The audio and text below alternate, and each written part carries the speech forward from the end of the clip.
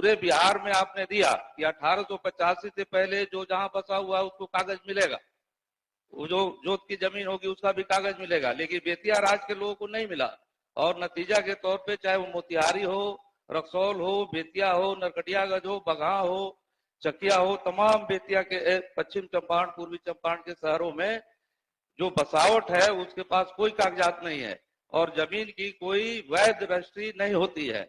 लोग मौखिक तौर पे आपस में रजिस्ट्री करते हैं और ऐसी स्थिति में वहां जब शहर का विकास हुआ, लोग रोजी रोटी जहां रहेगी वहां जाएंगे, तो इस क्रम में बसते गए तो कोई जमीन का वैसा खरीदारी का प्रावधान भी नहीं रहा, तो लोग उसी रूप में बसे हुए हैं। तो हम ये चाहेंगे कि ये जो है विधेयक जिसमें बसावट वाली जमीन को भी अधिग्रहित करके और पूरे तौर पे उससे लोगों को उजाड़ने की शक्ति समाहर्ता में देने की बात कही गई है विशेष पदाधिकारी में या राजस्व बोर्ड में, ये एक तरह से काला कानून है और ये 50,000 से ज्यादा परिवारों को बेदखल करने वाला कानून है। इस लिहाज से इस कानून का हम विरोध करते हैं। जो इसके पक्ष में वे हाँ कहें, जो इसके विपक्ष में वे ना कहें। मैं समझता हूं कि पक्ष बहुमत है, पक्ष बहुमत है। प्रस्ताव स्वीकृत हुआ, नाम इस विधेयक का अंग बना। महोदय, मैं प्रस्ताव करता हूं कि बेतिया राज की संपत्तियों को निहित करने वाला विधेयक 2024 स्वीकृत हो। बैठिए, बोलिए। महोदय, 1885 के बंगाल बिहार काश्तकारी अधिनियम के पहले जमीन संबंधी कोई खाता खतियान का कोई लिखित दस्तावेज उस रूप में मौजूद नहीं था और 1897 अप्रैल 1897 से बेतिया राज के क्षेत्र में जो लोग भी बसते थे उनको जो है कोर्ट ऑफ वार्ड्स एक्ट के अधीन ला दिया गया और उसी समय 1885 के काश्तकारी अधिनियम के बाद पूरे बिहार में सर्वे का काम चला कि कौन किस जमीन पर बसा हुआ है, कौन किस जमीन पर खेती करता है। तो बाकी जगहों पर तो बिहार में ये हुआ, उसके आधार पर जो जहां बसे हुए थे उनके जमीन के कागजात बने, उनके खतियान बने, उनके नक्शे बने, लेकिन बेतिया राज की जमीन में जो लोग बसे हुए थे उनके नाम पर कोई जमीन दर्ज नहीं हो सकी कानूनी तौर पे। और आपके खंड 4 में जो बात कही गई है कि तमाम तरह के पट्टे जो हैं जो दिए भी गए थे वो रद्द कर दिए गए हैं। तो ऐसी स्थिति में जो एक स्वाभाविक बसावट होती है जो 1885 के पहले थी कि जो लोग जहां थे बसे हुए थे उस आधार पर लोगों को बिहार काश्तकारी अधिनियम के बाद उनको जमीन का कागज मिला, उनको कानूनी रूप से वैध माना गया, लेकिन बेतिया राज के लोगों को नहीं माना गया और इस प्रक्रिया में स्वाभाविक रूप से लोग वहां 50,000 की जो आबादी है, आबादी नहीं कहा जाए, परिवार जो बसे हुए हैं बेतिया राज की जमीन में या कहीं खेती करते हैं, उनके पास कोई कागज का प्रबंध नहीं हो सका क्योंकि वो कोर्ट ऑफ वार्ड्स के अधीन चला गया। तो हम ये कहना चाहेंगे साफ साफ कि ये एक काला कानून होगा कि बेतिया राज में जब पूरे बिहार में आपने दिया कि 1885 से पहले जो जहां बसा हुआ है उसको कागज मिलेगा, वो जो जोत की जमीन होगी उसका भी कागज मिलेगा, लेकिन बेतिया राज के लोगों को नहीं मिला और नतीजा के तौर पे चाहे वो मोतिहारी हो, रक्सौल हो, बेतिया हो, नरकटियागंज हो, बगहा हो, चकिया हो, तमाम बेतिया के पश्चिम चंपारण, पूर्वी चंपारण के शहरों में जो बसावट है उसके पास कोई कागजात नहीं है और जमीन की कोई वैध रजिस्ट्री नहीं होती है। लोग मौखिक तौर पे आपस में रजिस्ट्री करते हैं और ऐसी स्थिति में वहां जब शहर का विकास हुआ, लोग रोजी रोटी जहां रहेगी वहां जाएंगे, तो इस क्रम में बसते गए तो कोई जमीन का वैसा खरीदारी का प्रावधान भी नहीं रहा, तो लोग उसी रूप में बसे हुए हैं। तो हम ये चाहेंगे कि ये जो है विधेयक जिसमें बसावट वाली जमीन को भी अधिग्रहित करके और पूरे तौर पे उससे लोगों को उजाड़ने की शक्ति समाहर्ता में देने की बात कही गई है विशेष पदाधिकारी में या राजस्व बोर्ड में, ये एक तरह से काला कानून है और ये 50,000 से ज्यादा परिवारों को बेदखल करने वाला कानून है। इस लिहाज से इस कानून का हम विरोध करते हैं और सीधे तौर पे हम ये मांग करते हैं कि जो जहां बसावट है, जो बिहार का काश्तकारी अधिनियम के हिसाब से सभी लोगों को मान्यता दी गई, तो वहां भी मान्यता मिलनी चाहिए। और उत्तर प्रदेश की सरकार ने जब 1969 में ही इसको निरस्त किया, उसके बाद से भी लोग स्वाभाविक रूप से खरीद बिक्री की कोई व्यवस्था नहीं थी, तो लोग स्वाभाविक रूप से वहां बसते गए, अपने रोजी रोजगार के लिए गए। तो उन तमाम लोगों को भी रहने का अधिकार होना चाहिए। बिहार, हिंदुस्तान का जो भारत सरकार का भी जो कानून है, उस हिसाब से भी इसमें जो 19, 20, 21, 22 में जो लाया गया है उपखंड में, उसमें न्यायालय की महत्ता को भी खत्म कर दी गई है, पूरी चुनौती दी गई है। जबकि भारत सरकार के कानून में भी कहीं अगर जमीन अधिग्रहण होता है तो जरूर व्यवहार न्यायालय का उसमें आपको महत्ता नहीं रहती है, लेकिन सुप्रीम कोर्ट है, हाई कोर्ट है, वहां किसी पीड़ित को जाने का अधिकार भी होता है।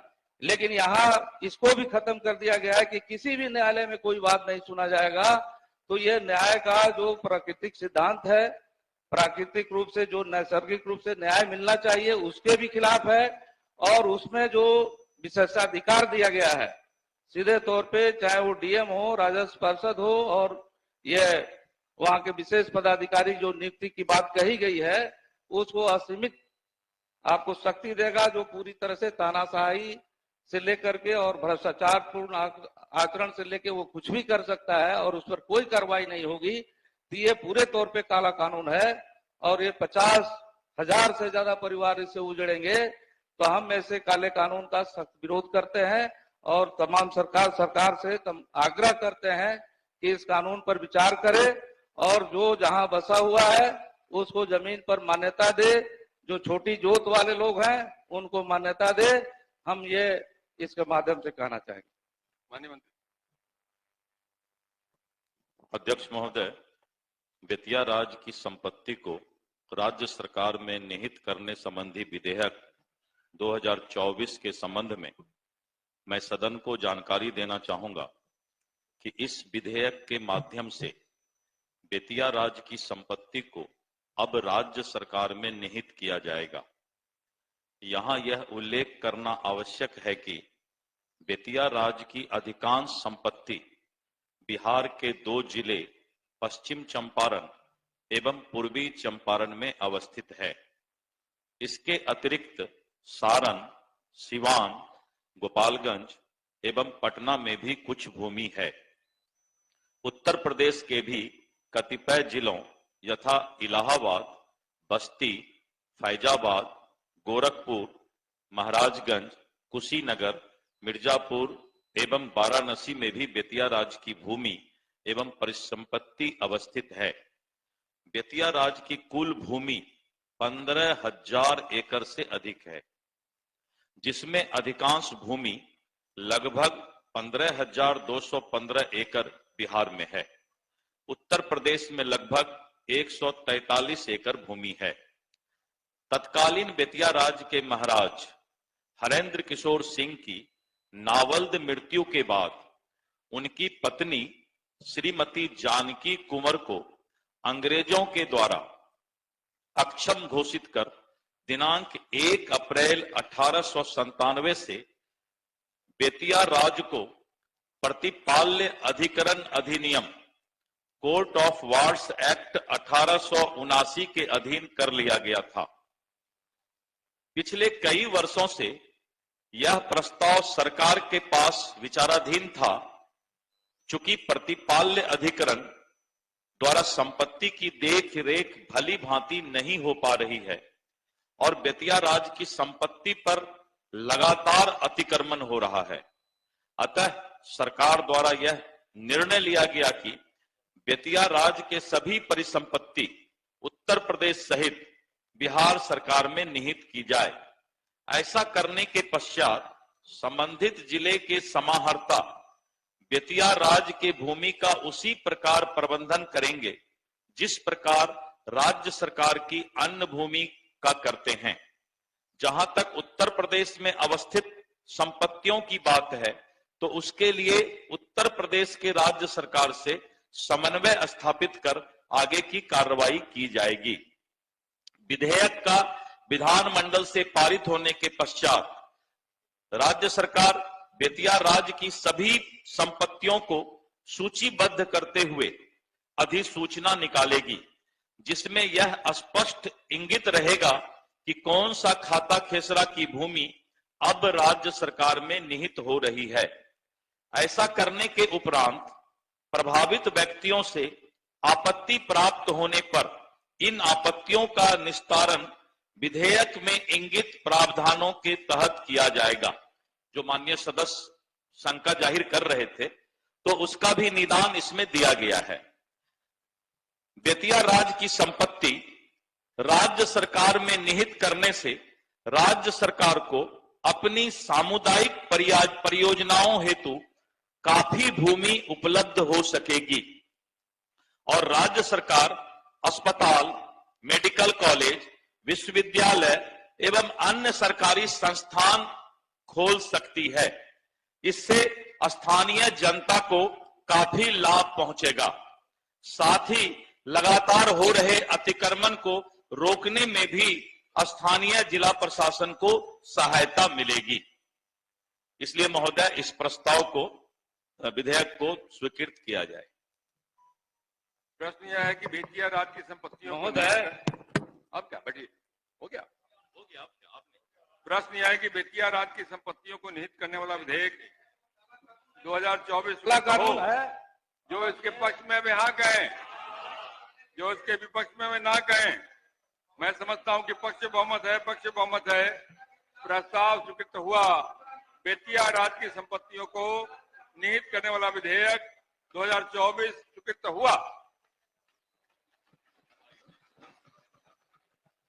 माननीय सदस्यगण, आज दिनांक 26 नवंबर 2024 के लिए स्वीकृत निवेदनों की कुल संख्या 29 है। अगर सदन की सहमति हो, इसे संबंधित विभागों को भेज दिया जाए। भेज देना।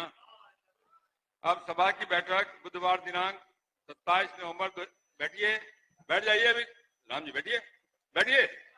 क्या करोगे? अभी कहां मैंने खत्म किया, पूरा तो अपना तो भाई। अब सभा की बैठक बुधवार दिनांक 27 नवंबर 2024 को 11 बजे पूर्वाह्न तक के लिए स्थगित की जाती है। अब उठ जाइए।